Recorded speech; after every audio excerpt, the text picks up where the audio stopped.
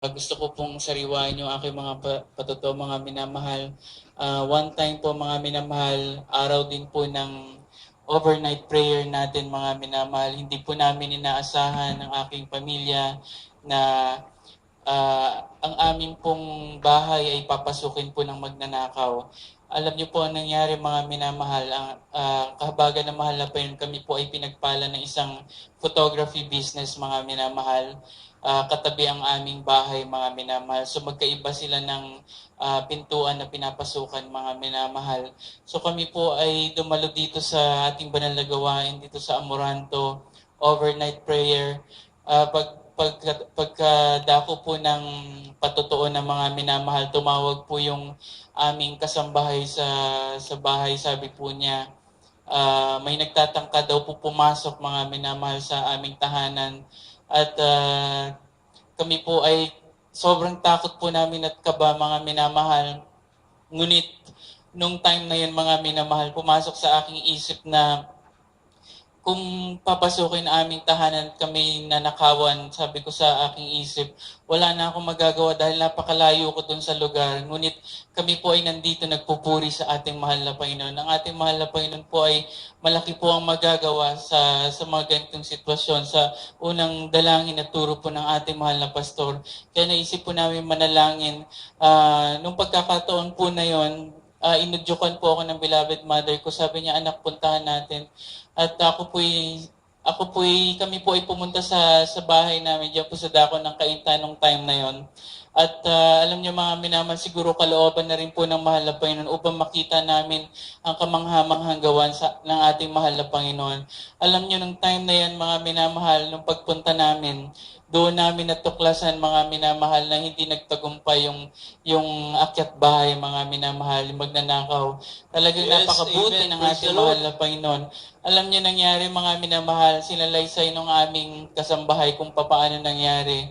Siya po ay natutulog, mga minamahal, at bigla po siyang nagutom, mga minamahal, kaligitnaan ng madaling araw, mga ganitong oras, mga minamahal, at siya po ay pumunta sa ref, mga minamahal, upang maghanap ng makakain.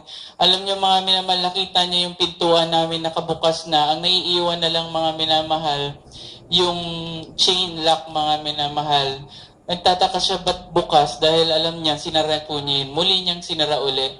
At siya po ay natulog at hindi po siya mapakali, mga minamahal. Siya muli after mga ilang minuto, tumayo uli siya, mga minamahal. Doon niya naaktuhan yung kamay ng magnanakaw, mga minamahal.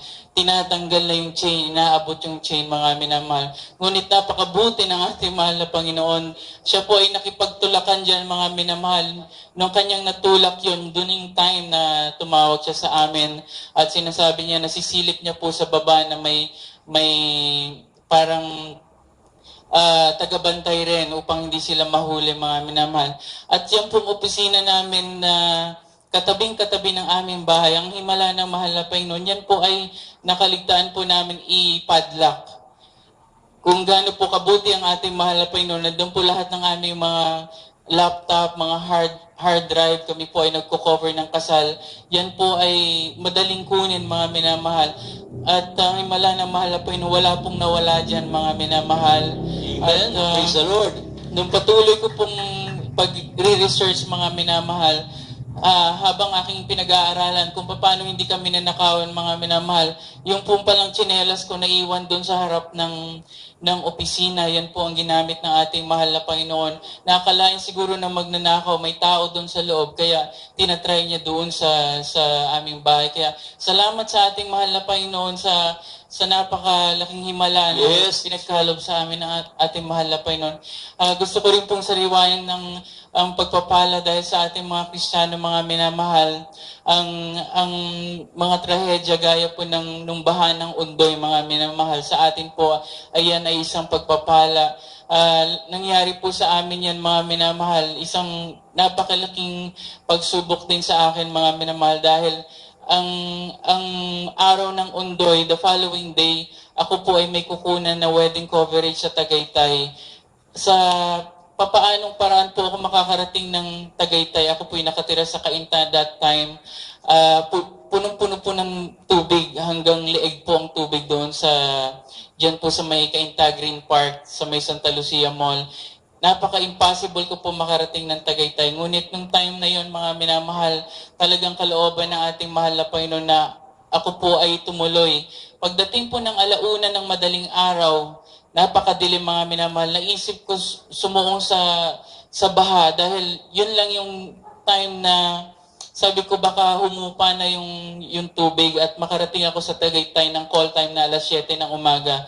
So, napaka-imposible pero gumawa ng paraan ng ating mahal na Panginoon, provided na mahal na Panginoon lahat sa sakyan. Dahil mga minamahal, pag hindi kami nakarating po doon sa aming kliyente dahil tuloy yung kanilang kasal, napakalaking kasiraan po sa amin yan bilang mga wedding photographers, mga minamahal. Ngunit nandyan ang ating mahal na Panginoon sa unang dalangin ng ating mahal na pastor. Yes. Talaga pong gumawa ng paraan ng ating mahal na Panginoon na ako po'y makarating sa Tagaytay. Nung time na yan, mga minamahal, lahat po ng gamit ko binalot na po ng plastic. Nagdala po ako ng backpack. Lumusong po ako sa tubig. Hanggang leeg po yan mga minamahal. Hindi biro. Dahil pagdating ko doon sa labas, hindi ko po alam na iba po pala yung current ng tubig doon sa main road compared doon sa loob ng subdivision mga minamahal. Napakalakas na ragasa. Yan po ay sa gilid ako dumaan at tinatansya ko po yung aking mga lakad. Baka mahulog ako sa manhole, mga minamahal. At sa mga barbed wire po, mga gilid po, ako po ay kumakapit dyan upang ako hindi matangay. Ngunit nandiyan ang ating mga mahal na Panginoon talaga hindi nagpapabaya. Yes, amen. Tayo po tinuruan ng ating mahal na pastor na magpuri habang ako po'y naglalakbay. Ako po'y nagpupuri sa ating mahal na Panginoon na ako'y gabayan. Alam niyo mga minamahal, sa isang banda may isang plain na lugar na sabi ko kung ako'y gigilid baka makapako na naman yung manhole. Natakot po ako na mahulog sa manhole. Sabi ko gitna na lang ako dadaan. Yun po pala mga minamahal, yung manhole nandun sa gitna mga minamahal. Open manhole yan. Kaya paglakad ko mga minamahal, agad-agad nalaglag ako dahil hindi ko inaasahan na shoot po ako dyan mga minamahal. Ngunit napakabuti ng ating mahal na Panginoon. Pagka-shoot ko po dyan mga minamahal, bigla akong lumutang uli.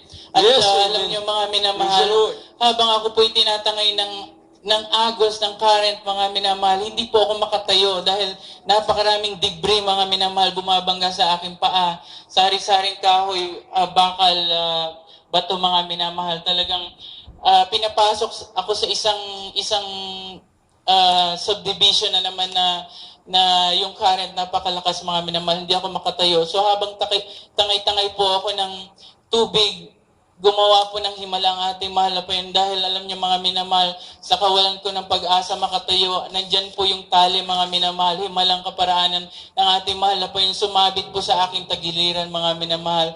Yun po ang ginamit ng ating mahal na Panginoon. Ako po'y nakapunta sa gilid at ako po'y naligtas ng ating mahal na Panginoon. Yes, amen. Praise the Lord. Alam niyo mga minamahal, ang laking gulat ng aming kliyente kung paano daw ako nakarating ng Tagaytay ng alas 7 ng umaga.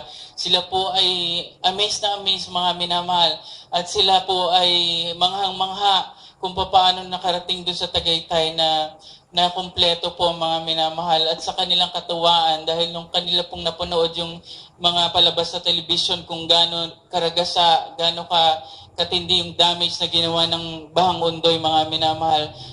Nung time na yan sila po ay nagbigay sa amin ng pagpapala. Gaya nga na sabi ko mga minamahal sa ating mga Kristiyano, yan po ay pagpapala dahil nung time na yan sila po ay gumawa ng isang vlog. Sila po ay nagsulat sa internet na itong photographers na ito, itong grupo na to ay mapapagkatiwalaan. Sila po ay nakarating doon sa Tagaytay. Alam niyo mga minamahal, yan yung ginamit ng ating mahal na Panginoon upang po kami ipagpalain dahil kami nagsisimula pa lang sa ating mahal sa aming opisina mga minamahal. Ang sabi po ng beloved mother ko sa unang turo po ng ating beloved pastor, magbigay ka anak, yan ang susi ng pagpapala. Yes, lahat ng iyong hahawakan ng iyong kamay, yan ay pagpapalain ng ating mahal na Panginoon. Yan po ang ginawa ko mga minamahal. Sabi ko, naisip ko nung nagtayo ako ng business, sabi ko mga minamahal, kung ito ang susi ng pagpapala, dapat sundin ko to. Ito ang magiging susi para magtagumpay ako sa business. Alam niyo, hindi ako nagkamali, mga minamahal. Kami po ay pinagpala ng ating mahal na Panginoon. Hindi ko na po mabilang yung mga cameras na nabili ko. Nag-start po kami sa walang mga minamahal. Zero balance talaga, mga minamahal. Ngayon, hindi ko na mabilang ang pagpapala pinagkaloob sa amin ng ating mahal na Panginoon. Yes, amen. Salamat po Praise sa the ating Lord. mahal na Panginoon. At ng time na yan, gumawa po ng vlog ng aking kliyente, mga minamahal. Na-research po yan ng iba ko pang mga kliyente, mga minamahal. Kaya from the time na kami po ay umattend ng isang bridal fair dyan sa Mega Mall, doon ko po nasaksihan ang himala ng ating mahal na Panginoon na ang mga kliyente po ay nagsisiksikan, mga minamahal. Meron pa kaming kinakausap, gusto na nilang umupo at magbayad, mga minamahal, considering na napakamahal po ng down payment namin, mga minamahal. At hindi ko makalimutan, mga minamahal, ang mga kliyente namin sa abroad po. Talagang sila po ay nagbabayad na hindi pa kami nakikita ng mukhaan, mga minamahal. Sila po ay sobrang tiwala nila sa amin. Ganyan po kumilos ang ating mahal na Panginoon. Basta tayo Yes, po ay amen. tapat at maglingkod sa ating mahal na Panginoon. Kaya hanggang dito na lang po ako po ay lahat po ng purit pagsamba ay tanging sa ating mahal na Panginoon Jesus po lamang. Amen. Praise the Lord. Palakpakan po natin ang ating pinakamamahal na Panginoon. God bless you po sa ating pong